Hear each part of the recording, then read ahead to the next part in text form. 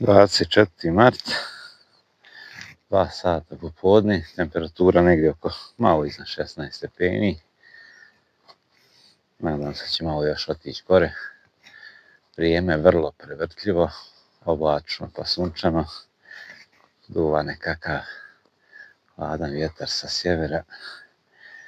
Sprečava naše pčele da idu u polen. Ovdje je drijen završio što se tiče polena i što se tiče ono malo nektara.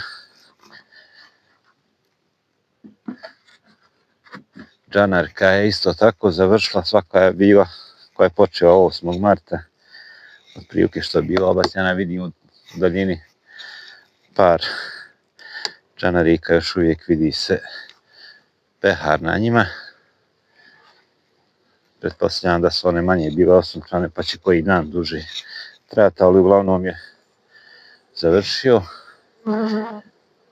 Sad je trenutno najveći unos polena od trnine ili trnjine, kako to zove. Ja na sreću imam ovdje veoma mnogo crnjine. Ona daje i polen i nektar. I polen je boje prljavo žute. Otprilike tako da sad kad budemo gledali ko bude šta, takve će boje biti polen. Pokušat ću da ga lociram čisto da oni koji ne znaju kako izgleda polen da mogu prepoznati pa pogledati. Ovo društvo pretprošle godine je jedva preživilo, prošlu godinu, čitavu godinu preživo je sa jednim ramom, jednom ulicom pčeli. Onda sam ga ostavio nek se razvija, tako da se ono razvilo, izašlo je odlično u septembru prošle godine i evo ove godine razvija se kao i svako normalno društvo. Ovo je sve med, to je drugi nastavak po redu, drugi ram po redu. A ovo je prvi i on je pun meda, kao što se vidi. S jedne i s druge strane. Njega ćemo spustiti dole. Da vidimo kakva je situacija što se tiče količine legla i koliko je ova tranzicija uspjela.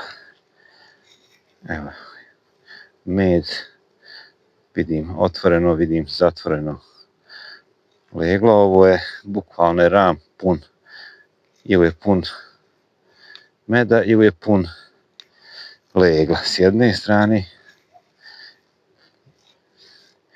ista je situacija i s druge strane. Znači ovaj ram je skroz ispunjen unosom ili leglom. Drugi ram je on je već puno više zaležen i komplet je zatvoren. Nešto malo samo otvoreno legla ima u ovom ovdje dio. S druge strane identična situacija. Vidi se da će ubrzo ova pčela da izađe tamnije i ima nešto malo drutostog saća.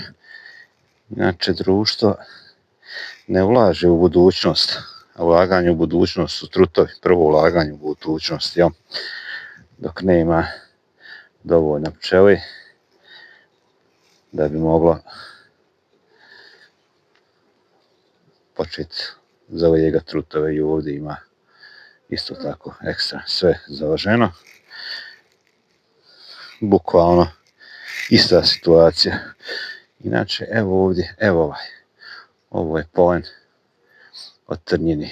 Vidi se da je prljavo žut. Probat ćemo naći bolju pčelu koja je donijela više polena. S druge strane identična situacija.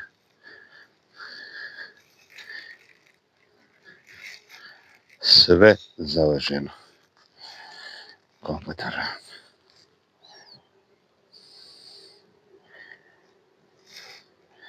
Da vidimo dalje. Sad sam malo eksperimentišem sa kamerom, da stavim kameru i da leto tako da malo se vidi kakva je situacija sa aktivno. Evo, ovdje na sredini. Evo, ovo je polena trnjine. I evo i ovo ovdje. Znači prljavo žuta boja. I ovaj ram je kompletan zaležen. Full, što bi se reklo. S jedne i s druge strane, evo i matice, zeleni. Ovdje u svim stadijima ima legla. Naravno, uvijek treba biti vrlo pažljiv kad nađete maticu na ramu. Lagano spustite, ne bi je slučajno prignječila.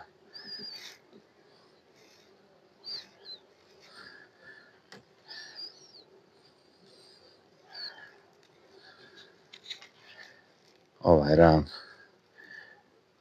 isto je. Ima polena s vanjske strane. U sredini je leglo. S druge strane identična situacija, samo da malo bolje vidim. Ovdje je jednodnevno leglo.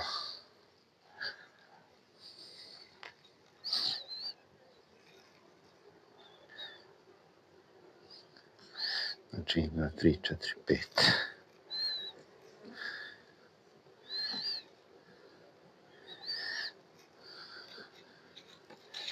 Šesti ram.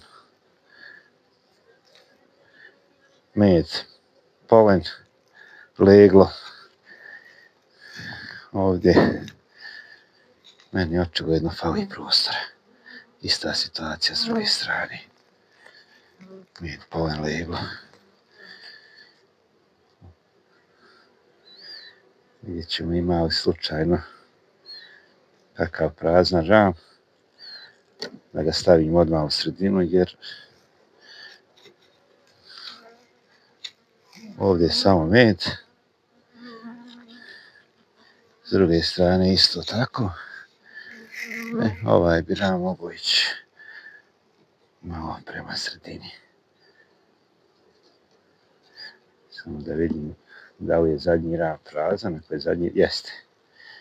Zadnji ram je prazan, znači njega ćemo staviti u sredinu da proširimo leglo. Jer samo zadnji ram ima slobodnih ćelija, ostalo je bukvalno 100% sve pokriveno sa ili sa leglom, ili sa medom, ili sa polenom. Ovdje ćemo mi u stvari ovaj prazan staviti